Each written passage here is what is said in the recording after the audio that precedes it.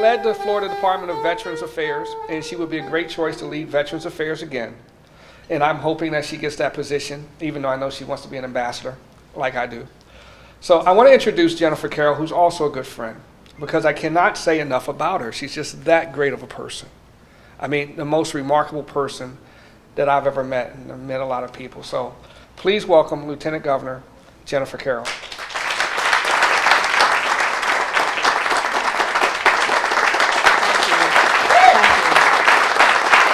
Thank you all very much.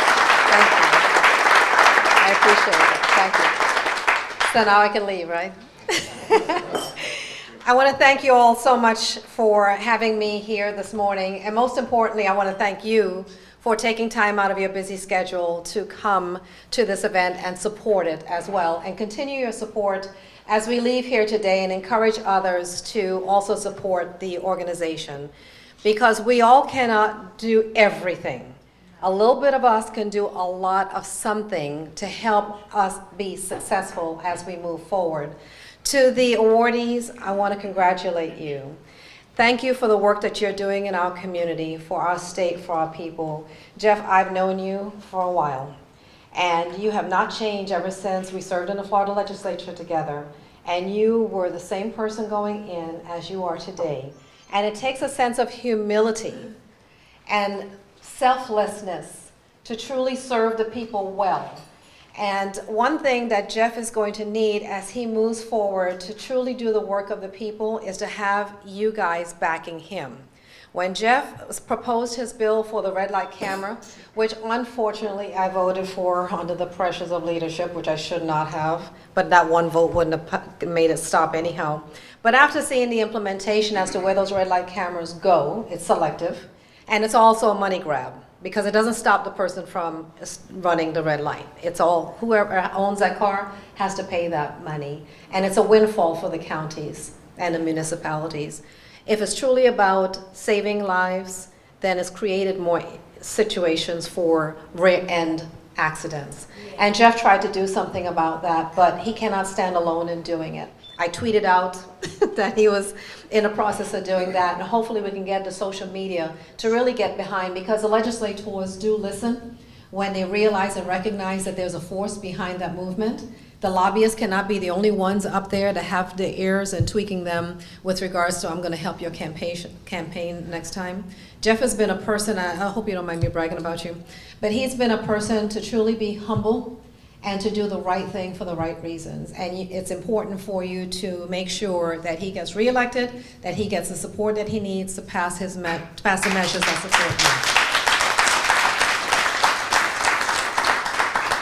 I also want to take this time, yesterday, the day before, we had an incident that occurred in the whole state for this hurricane/tropical storm that came through. And we had a number of people that were affected by it, those that are still out of their homes because of floods and injuries, etc. And we ought to send our prayers and our heartfelt thoughts out. And as we can help in any way of donating and giving to those who are in need, let's reach out and do so as well. As a matter of fact, yesterday afternoon, before I left the Jacksonville area where I live, to come down, it was nice and bright.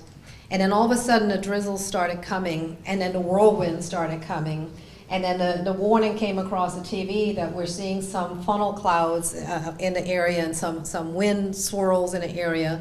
And lo and behold, at that time it turned dark, and the wind just whooped around, and there's a huge tree about from over there to probably extending of this wall that fell down on the side of my house from my neighbor's yard, and it's just about this much off my roof. So we have many people that are in worse situations, but keep in mind that it's all His control. And there's nothing that we can do but stay prayerful and make sure we live our lives right. And that's the key. We are going through, I have to mention my book. I am a best-selling author. And my book is titled When You Get There. I wrote, after I came out of office, Michael was talking about the outreach effort that occurred in a 2000, what year is this, 16, so it's 14 election with regards to minority outreach. In 2010, when Governor Scott asked me to run with him as his running mate for lieutenant governor, the outreach effort was for the black community was zero. And we have an issue with regards to the Republican Party across the nation with regards to outreach in any campaign, because the strategists would say it's not worth it. But it's not worth it at that time, because when you're trying to do it is an election time when you want something. And why would you then go to someone who don't know anything about you? You haven't developed a relationship, you haven't developed any rapport, you haven't done anything along the while, and now you're coming asking for their vote just 60 days or 30 days before an election. And that's just not going to go over well. So the strategist would say, see, we told you it doesn't work. So therefore, it's not worth spending the money on black press. It's not worth spending the time going into black neighborhoods. And I differed with regards to what the strategist was saying.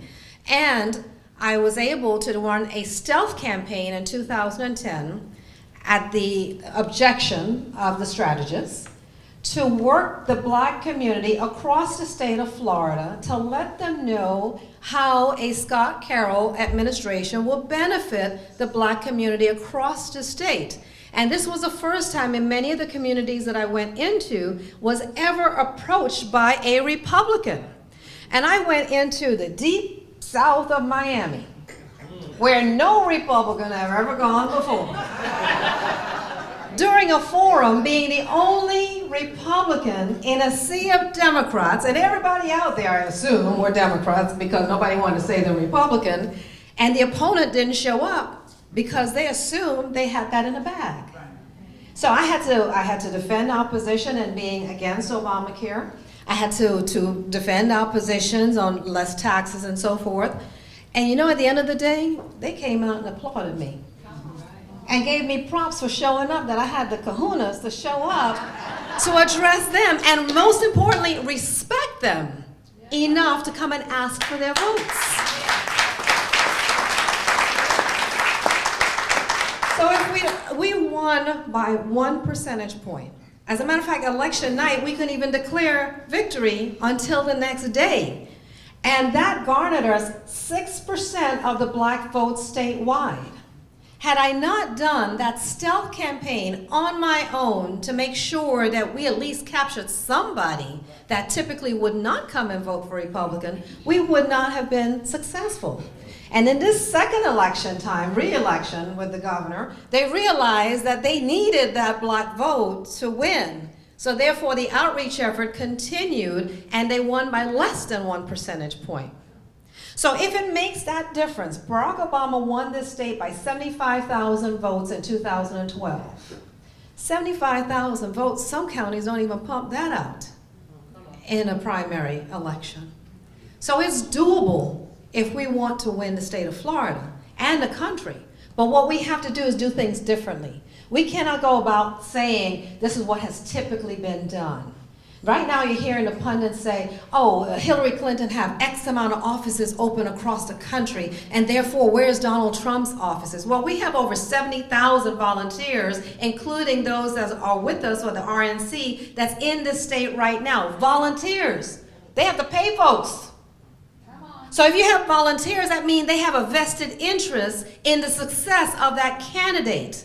So therefore, we have a better ground game than what the media wants to portray that we don't have. So know that, and know that the resources are going to be there, and the people will be there to make sure that we bring about success on November 8th. But before I continue, I want to give this book to Ms. Sheila. I want you to come up here, because it takes a lot of support from your husband and your family. And it also takes a love of your community, of your state, and of your country to do the things that you are doing to demonstrate that with leadership and with compassion and with commitment, the things that can be accomplished. So I want to present this to you.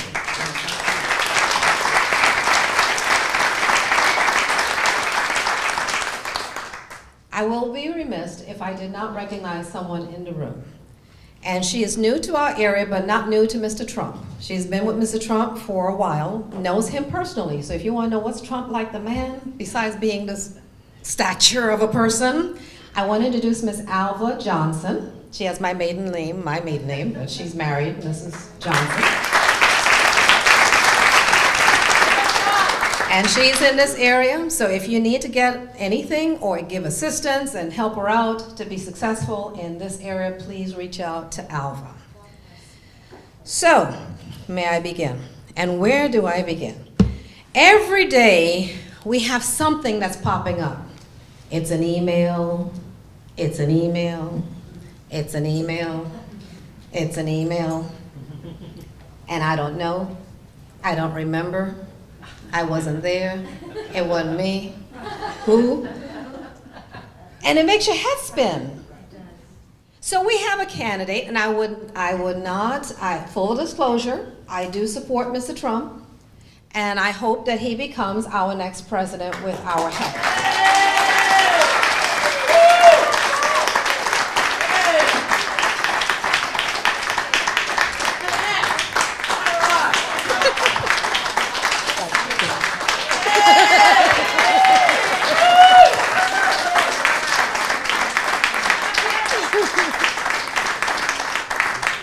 So Mr. Trump came on the scene, and not all of us were behind Mr. Trump, including myself at the beginning. I didn't know him. And as the campaign grew and started seeing how the others responded and reacted of the status quo to something new and invigorating coming into our fold, I didn't like how they were responding and reacting, considering I supported many of those people on the stage in previous elections. And when they behind was running, they certainly wanted my support. So why the heck now that they didn't win, they don't want to support our candidate? I tell them, grow up. Put on your big boy pants. It's time to move on. Because the bottom line is that what's at stake for our country and the future for our children and our grandchildren and the sustainability of this country is greatly important for us to make sure we all get on board and support the only person that's in this race that can turn things around for better prosperity for America.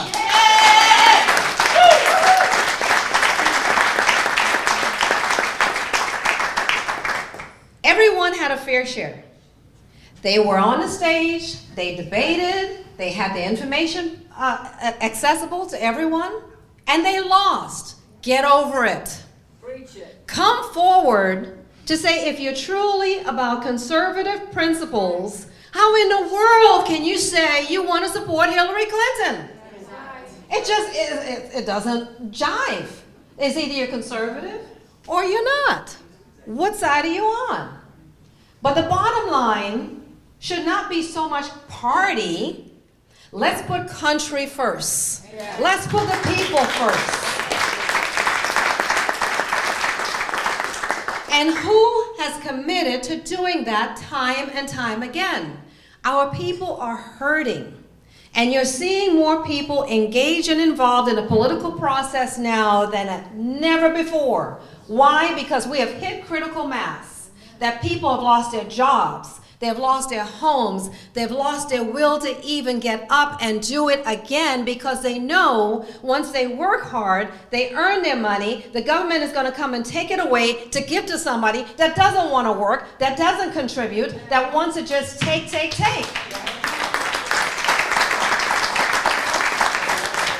Do you realize under this administration, it has collected more money from the taxpayers than any other administration before? And what are they doing with the money? Spend. We have to get control as the resources coming in. First of all, if you're making more money from the taxes that you're collecting from people, it's a windfall. You're collecting too much tax. And people have woken up to see that this government across the board, I don't care if it's local or state or national, is not serving the public like it should. It should not be a power grab. It should not be a money grab. It should not be to keep their friends in power. It should not be to help their friends get contracts. It should not be for them to earn more money and become millionaires at the backs of the taxpayers in this country.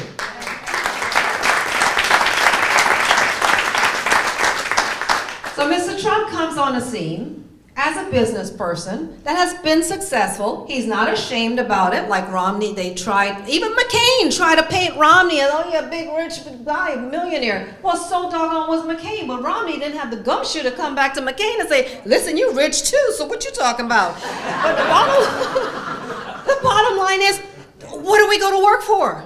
Do you go to work to be poor? Heck no! Why do you play the lotto? To be poor? Everybody want to be rich. You don't know how to be rich. So why are we making that a bad thing? What's the bad thing? Is that when you work and you earn and people want to take it away so you can't have anything, that's the bad thing. And Donald Trump has seen that, and he wants to do something about it. But some of these very people that are trying to stop him are the very people that have been enriched by the very system and have played the system time and time again, unbeknownst to the general public. The general public have said, listen now, I'm tired of y'all. I'm tired of you stepping into my pocket. I'm tired of you overtaxing me. I'm tired of you over-regulating me. I can't run my business. You talk about the asset forfeiture. That is one of the biggest scams of our federal government ever that has put on this planet. And people have lost their assets for no reason. The government comes in, sees the account. Business can't run. People can't pay for their life's sustainability. And then even after it is proven they did nothing wrong, still can't get their assets back and have to sue the federal government to get their money and their properties back. Is that the type of government we want? And then we want to talk about Russia? Look at ourselves. As an immigrant, my parents came here from Trinidad, West Indies. I was born there. Came at the age of 8. We assimilated to this country. We had our visas. We came in legally. We went through the process. We paid the fees. We paid the fees. We paid the fees. And we waited our turn. There are many immigrants that are coming into this country that's coming through the same process. Now, why is it that for those immigrants that are coming through the legal processes that we have in place, where millions of people come through our doors on a daily basis through the legal way to enter this country, for the opportunities that it affords, for the freedoms and liberties that it affords more than any other country, for the respect of it, for the love of it, that we then have to turn around and say, forget you guys, we're going to give priority to these people that have overstayed their visas, that have come through our back door illegally, and we're going to give them priority over you. Is that fair? No. And when people talk about the immigration reform, immediately they go to amnesty. Oh, we can't expel 11 million illegal people. Well, how the heck you know it's 11 million? Why aren't we challenging them as to that number? Just like the $250,000 that over that you're rich. Where'd that number come from? It's just thrown out there. And we accept this $11 million number? Where are they? If you know so much that it's 11 million, where are they? How come you haven't gotten them? And we have people die every day, where people go back to their countries every day. So who's counting those numbers? Suppose it's only 500,000. Suppose it's only 1 million. But you see, they throw a big number out there at the bleeding heart. Oh, it's going to cost us so much money. Well, you know, it costs us a lot of money on a whole bunch of other things. And when Donald Trump talks about building the wall, and he went to Mexico, and I give him props for that. Because right off the bat, they wanted to say that he's not going to be diplomatic. He's too rogue, and he goes out there, and he's this, that, and the other thing, and he talks this way and talks that way, and he's not going to be able to talk to leaders in other countries. Well, he went over there and handled himself very well. And as a businessman to have done businesses across the pond in many different countries, he knows very well how to handle his business when he goes overseas. So why would this be any different? So he goes over there, and then the pundits, oh my God, he went and spoke with the Mexican president? And then, forget everything else. Did you talk about the wall? Who the heck crap about, wait a minute. Yeah, we talked about NAFTA, that we agreed that NAFTA is erroneous for the United States. We talked about China, that we have an issue with China, mutual. We have an issue with immigrants, illegal immigrants coming into our borders here in Mexico, as you guys have in the United States. We have an issue with regards to safety and security as well. We have an issue with regards to our economy as well. And we want to work with you to make sure that both of our economies, both of our countries are strong and as well as abiding by our laws, right? The press didn't want to talk about that. What about the wall? Did you talk about the wall? First of all, the Congress have already agreed to a wall. The Congress have already appropriated money for the wall.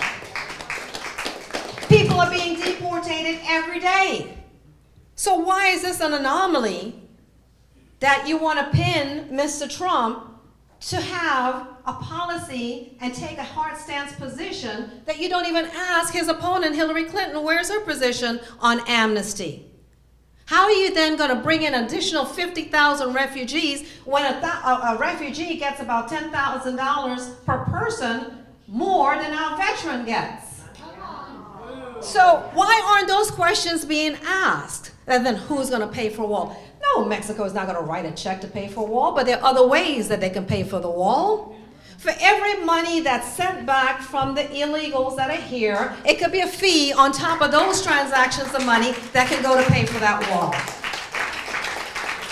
For any debt that Mexico owes us, we can certainly put, or money that we owe them, we can certainly put a stamp on that to say that will pay for the wall. So all the press wants is a check to write for that wall, but there are many other ways to pay for that wall, and it's already appropriated by our Congress anyhow. But have you seen how some of those people scale the walls like little rats? They just quickly jump over there. I was like, what kind of freaking wall is that? That's not a wall, that's a doggone door, that's short. But first and foremost, we have to protect our borders. I don't care where it is. It could be on the Canadian side. Try to go to Canada. They ask you 1,000,001 questions before you can even get to the border, coming and going. And we're supposed to just open up the floodgates? I used to teach a diversity class at University of Phoenix. And the bleeding heart for the kids are like, we ought to accept everybody. Like, you know what the cost of that will be? We cannot take in the world. And then too, when the world comes to us, they have to assimilate. When my parents and I came here, we assimilated into this country to become Americans, not something else American. I'll always have my roots to where I come from, but we are Americans. And the reason that you come here is that you come here for something that's better than where you came from. So why would you want to come here and turn here into the place where you came from that you didn't like to begin with?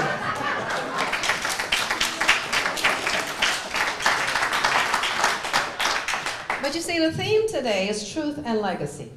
Legacy is what you leave behind. Truth today is what people don't want to hear. They rather bury their head in the sand and pretend it doesn't exist.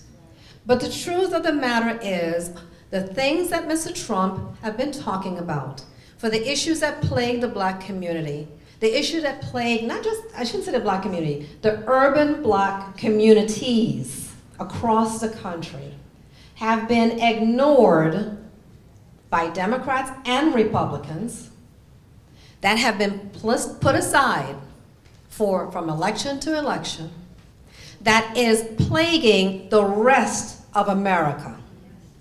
Because as the communities go, we have to look at this as a high tide raising all boats. So if we help those inner city communities rise up, everyone else will rise as well. And how could we consciously continue to see these communities fail time and time again and say that we're humanitarians and say that we want to help the people overseas and help feed the hungry and feed the dogs and feed the cats and everything else overseas, and we don't want to take care of people in our own backyard? When you look at stemming from the civil rights era through today, and the welfare system that have plagued our community, and the encouragement of not having a nucleus family of a mother and a father, and encouraging the parents to work to help themselves to take care of their families and bring those family values into the communities and help the communities grow with regards to economic development and empowerment and work skill sets and bring those jobs into these urban communities. How do we expect them to be successful if we're not doing those measures? And that's what Mr. Trump is talking about. He's a businessman. He's in many of his buildings where he's constructed those buildings have been in and around urban communities. And it's not just a building, it's a building with people that are working. Once this building goes up, it now brings about economic development in and around those areas. And that tax base stretches out to help with our schools, to help with our infrastructure, to help people grow from within, to empower them to do for themselves where they're not waiting for a government bailout and handout. Because the better thing that we can do for any man is to teach him how to fish, and he can feed his doggone self. We don't need to say, here's a crumb. Here's a doggone recipe and the ingredients to make your own pie. That's what we ought to be saying. The bottom line is we have allowed people to become too sustaining on the government, which is you and every taxpayer. That's government. People see government as this machine that's pumping out the money, but you're the machine. And if you were to receive a bill every month as to how much of your tax dollars are going for free cell phones and free this and free that and everything else, you will be uprising yourself, even more so than you're doing this election. The bottom line is we have to give people the tools for them to do for themselves and get government the heck out of the way so they can be as successful as they want to be.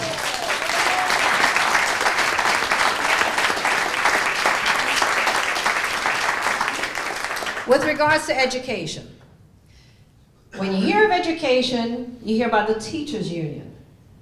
We're the students' union. Education should be about the children. Making sure that they're prepared for life. They're no longer competing in the local communities. They're competing globally. And if they can't read, write, and spell by the time they come out of school and they've been socially promoted, how will they get a quality job? And then tying it into illegals, you have those that say, we need those illegal workers to come over here because we have Americans that don't want to do the job. But I tell you what, you talk about building roads, and you talk about building bridges, and you talk about building infrastructure, and we ought to put money into that. But when we say, let's put money into building that wall, you don't want to build that infrastructure, do you? We have all these people that are unemployed. You can be hiring them to do those construction work, train them for those skill sets. You can have them and hire them as border security to do the work along our borders, but nobody wants to talk about that. It's easier to keep people covered and keep them isolated and tell them that you're the person and you're the party that they ought to support while you suppress them and keep putting your hand on their head so they can't elevate up. We want to remove that hand on the head and the shoulders of individuals and lift them up so they can do for themselves. That's what's going to encourage our economy. It's what's going to improve our status in this country. And people say, well, American exceptionalism, we're arrogant. You try to travel overseas and see if they aren't arrogant about their country. People are nationalists. They'll put up their flag in a heartbeat. I went to Turkey a few years ago. Everybody had a flag flying somewhere, on a window, on a door, on a car, and by Christ, from the littlest to little, when that national anthem is played, they are at attention. And then we're at a football game or something or other, and the national anthem is playing, and you want to sit on a bench? Somebody asked, my son plays professional football for the Philadelphia Eagles. Wow. Yeah, go Eagles.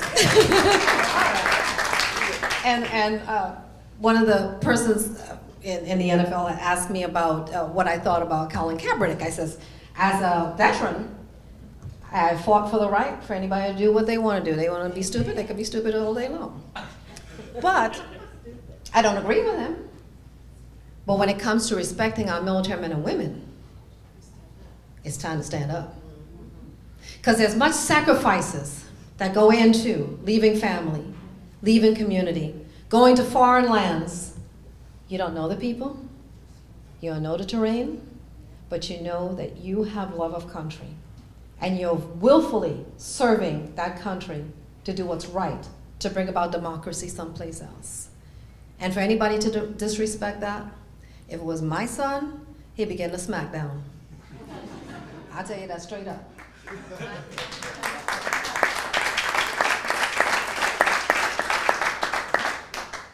We give people the freedom to burn that flag, and in many other countries, you burn their flag, you're in jail. Or you may not even survive the next day. They'll round you behind up. But we have so many freedoms and liberties in this country that we take for granted. When you have 11% of the people that's serving that you'll never meet, you never get a chance to appreciate them. You never get a chance to say thank you.